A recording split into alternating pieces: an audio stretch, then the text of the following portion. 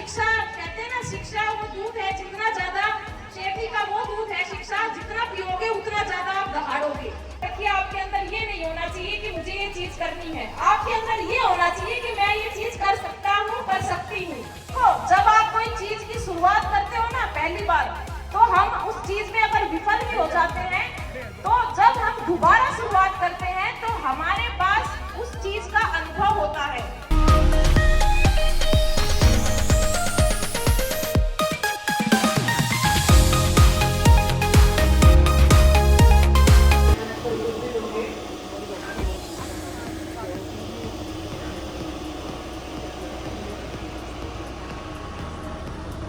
Hockey वाली सरपंच श्रीमती नीरू यादव हमारे बीच पधार रहे हैं। पता है जोरदार तालियों के साथ आपने हमारे इस कार्यक्रम में 4 चांद लगाए हैं हमारी पूरी दाबला संकल्प पार्टी की टीम से, और आपको बहुत बहुत धन्यवाद। आप मंच पर पधारें। हमारे इस बच्चों के मोटिवेशन कार्यक्रम में आपने अपने व्यस्त समय में से हमारे क्षेत्र को ये समय दिया। हमारा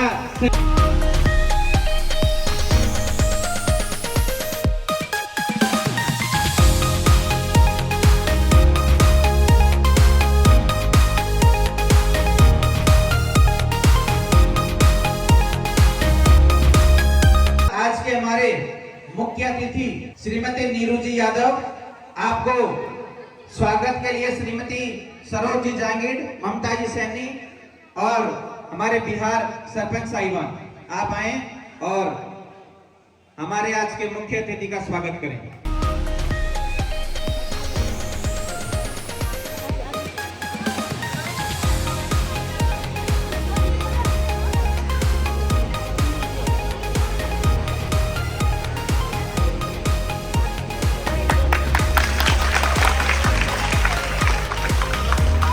फूलों का बुक्का देकर और शॉल उड़ाकर और साफा पहनाकर हमारे इस दाबला संकल्प पार्टी की तरफ से आपका हार्दिक स्वागत।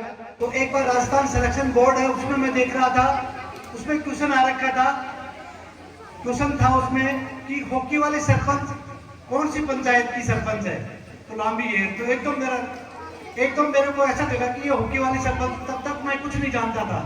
फिर मैंने जानकारी शुरू करी, जानकारी करते करते मैडम तक हम मिल लिए।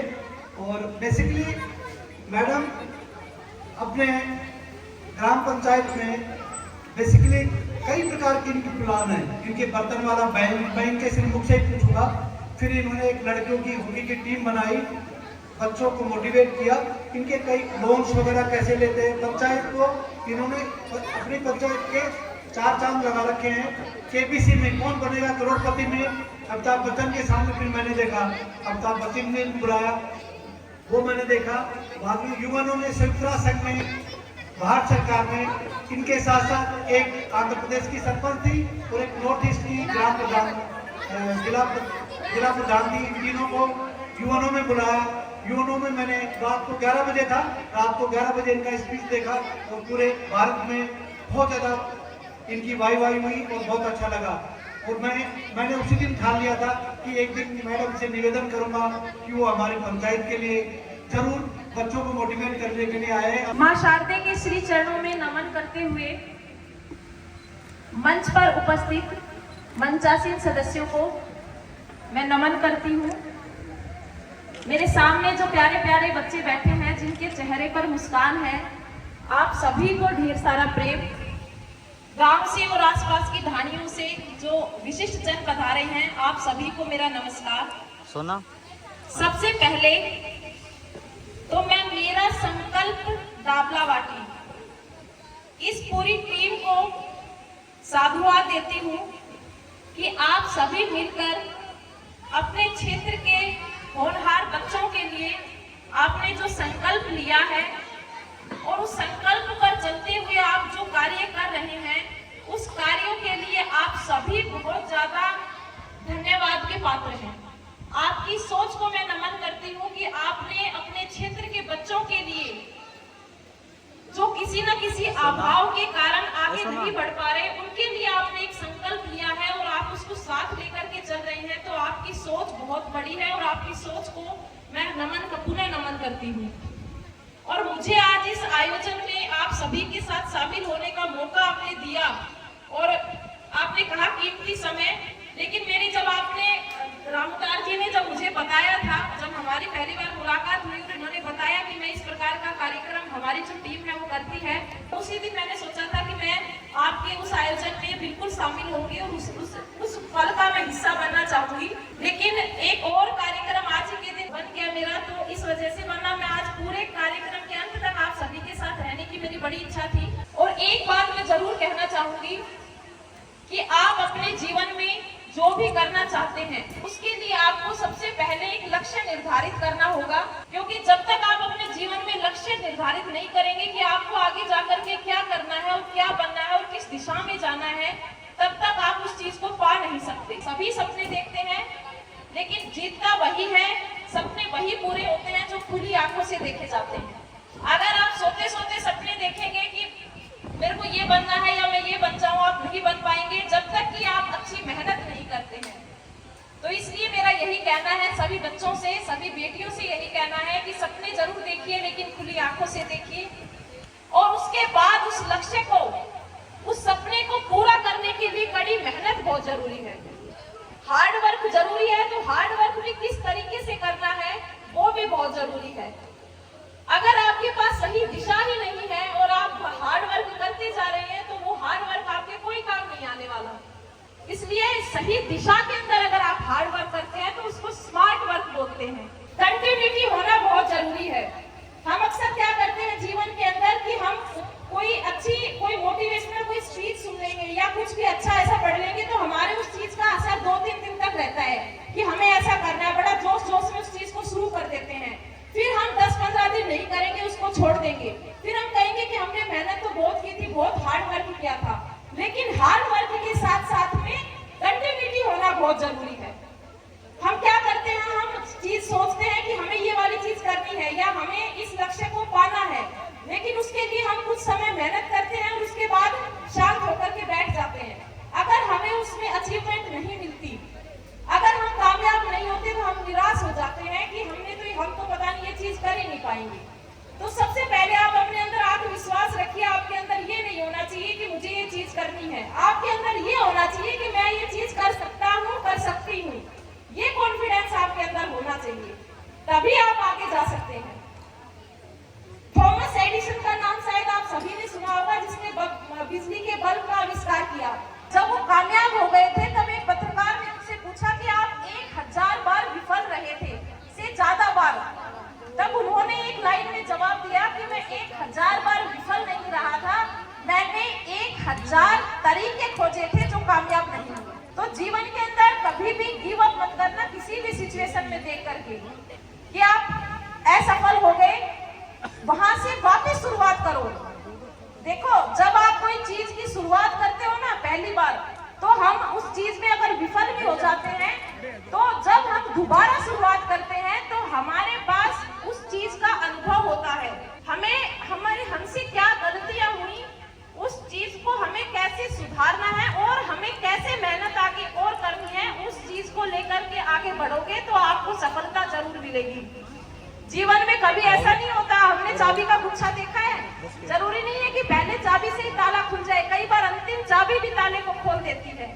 तो जीवन में कभी गिव अप नहीं करना, हमेशा चलते रहना है, तो आपको अपनी मंजिल जो है वो जरूर मिलेगी। एक दूसरा, हम लोगों के अंदर क्या है कि हम बहुत जल्दी अग्रेसिव हो जाते हैं। आप सभी बच्चा उस दौर के अंदर हो जिस दौर में आपको पालने वाले हैं, आपके रक्षक आपके साथ हैं, आपके पेरेंट्स आपके साथ हैं, आपके गुरुजन आपके साथ हैं, आपको तराश करके आगे ले जाने के लिए, आपका सहयोग करने के लिए हैं। आपको ये चिंता नहीं करनी होती कि हमें स्कूल की ड्रेस लानी है या हमें दौड़ा करनी है या हमें स्कूल की फीस भरनी है। आपको तो सिर्फ पढ़ना है। आप उस दौर में हैं जब आपको संभालने वाले हैं, तो उन बहुत से बच्चों को हम देखते हैं जो अपने पेरेंट्स के, अपने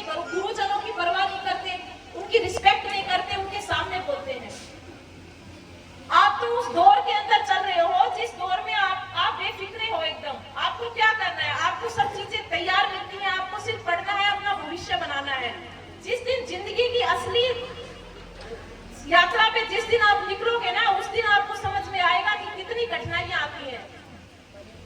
तो जीवन में अगर आगे बढ़ना है तो अपने गुरुजनों, अपने माता पिता का हमेशा सम्मान करना है। आपके लिए आपके माता पिता ने भी बहुत सपने देखे हैं, उन सपनों को आपको साकार करना है। हमेशा अपने परिवार, अपने गांव, अपने समाज और अपने संस्कारों से हमेशा आपको जुड़े रहना है।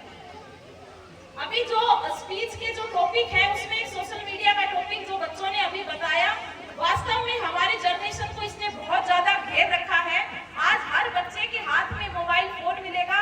परिवार में किसी की रिस्पेक्ट करे ना करे, परिवार में किसी को टाइम दे ना दे, लेकिन फोन को वो पूरा टाइम देते हैं। लेकिन चीज के एडवांटेज और डिसएडवांटेज दोनों चीजें होती हैं। ये आपको तय करना है कि आप उस चीज का एडवांटेज लेना चाहते हो या डिसएडवांटेज।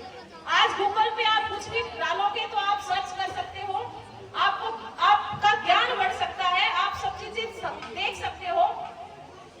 तो हमें अगर सोशल मीडिया का यूज भी करना है, फोन का यूज करना है, तो अच्छी चीजों के लिए यूज करना है। देखिए, लाइफ में प्रेरणा आपको कहीं से भी मिल सकती है, आपको किताबों से मिल सकती है। किताबों को अपना दोस्त बनाइए, अच्छे अच्छे लोगों की जीवनियां पढ़िए, आपको बहुत कुछ उनसे सीखने को मिलेगा। अभी हमारे सामने जो मन संचालन कर रहे हैं गुरुजी, उन्होंने बताया, अशोक जी, जिन्होंने 28 घंटे के अंदर 248 किलोमीटर जिन्होंने रनिंग की अंतरराष्ट्रीय, तो आपके सामने प्रेरणा के स्रोत है वो। उनसे उन्होंने, आप ये सोचिए कि कितनी मेहनत उस चीज के लिए उन्होंने की होगी कि उनको ये मुकाम हासिल हुआ। तो ये भी एक साधारण परिवार के ही है। इन्होंने कुछ अलग से, तो ये नहीं है कि इनको भगवान जी ने कुछ अलग से कोई शक्ति दे दी। इन्होंने अपनी शक्ति को खुद पहचाना है कि ये क्या कर सकते हैं, और उस चीज के पीछे इन्होंने दिन रात मेहनत की है। उस मेहनत को देखिए। तो आप लोगों के लिए भी कोई चीज आसान नहीं है।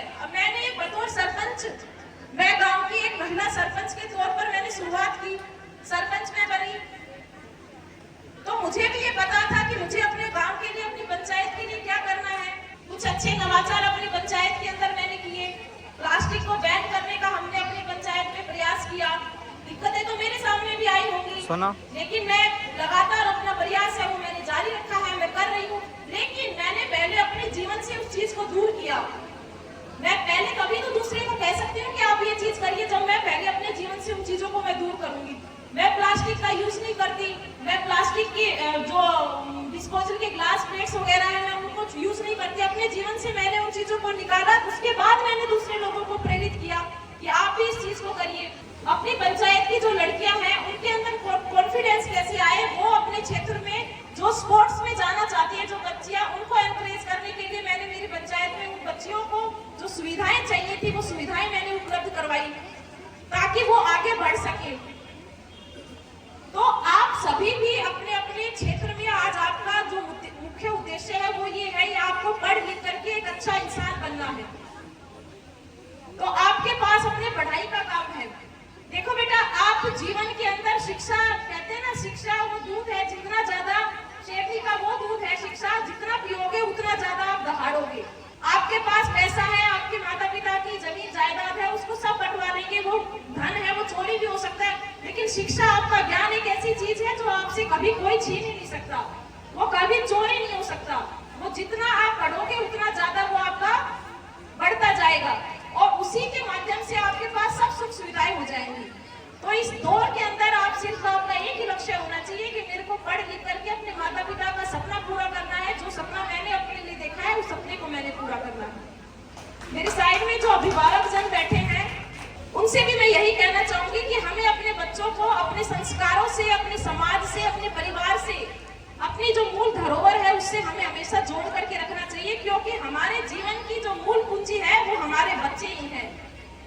जब हम हमारा जो खेत है उसको भी हम इतना संभाल करके रखते हैं, उसके तारबंदी करवा के रखते हैं, उसमें कोई खरपतवार तो पैदा नहीं हो गई है, उसका हम इतना ध्यान रखते हैं, तो हमारे बच्चों के जीवन में क्या क्या हो रहा है और हमारे बच्चे किन संगत के अंदर बैठ रहे हैं, उनकी पूरी दिनचर्या क्या है, उस चीज को भी हमें ध्यान में रखना होगा। क्योंकि हमारा जीवन का जो सबसे बड़ा भविष्य, जो मूल्य, जो पूंजी है वो हमारे बच्चे ही हैं। वो मैंने एक लाइन पढ़ी थी कहीं पर कि माता पिता को बच्चे का दोस्त बनना चाहिए। अगर यदि हम उनके